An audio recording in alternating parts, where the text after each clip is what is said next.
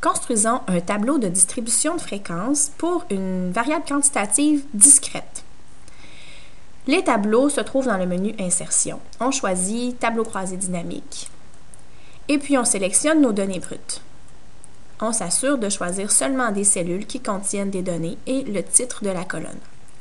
Ensuite, on doit mentionner où on veut voir notre résultat apparaître. Supposons qu'on choisit cette cellule-ci. On fait OK.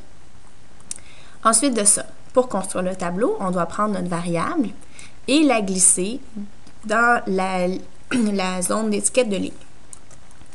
Ensuite de ça, on voit qu'on a créé notre colonne de modalité. On fait la même chose, mais en glissant cette fois-ci la variable dans somme de valeurs. Et là, on voit que, oups, on a des données un petit peu étranges selon nos données. C'est qu'on a la somme du nombre de cours et non pas le nombre de cours. Alors, on doit aller dans Paramètres de champ de valeur avec le bouton gauche de la souris et choisir Nombre au lieu de Somme. On a maintenant une colonne de fréquence absolue.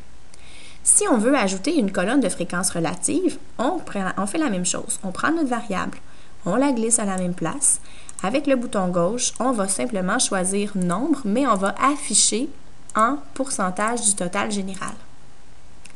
Si on veut ajouter une colonne de fréquence relative cumulée croissante, on refait encore le même principe.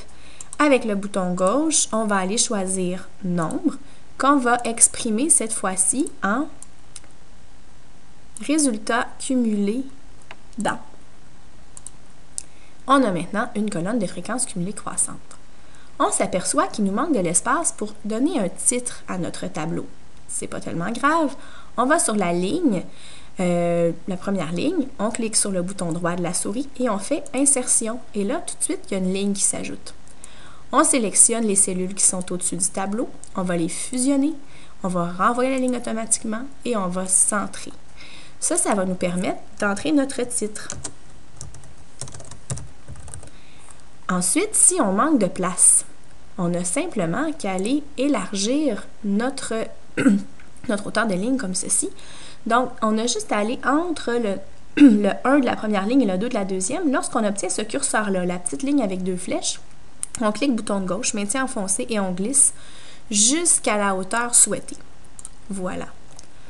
On va bien sûr devoir changer nos noms de colonnes en cliquant dessus et en modifiant ici dans la barre de formule. Je vous laisse le soin de trouver des titres de colonnes appropriés. Même chose pour total général, on va pouvoir le changer pour total en cliquant simplement dessus et en tapant total au clavier. Avec ça, vous devriez obtenir un beau tableau. Ce qui serait encore mieux, ce serait aussi de centrer ce qui est dans le tableau, comme ceci. Voilà.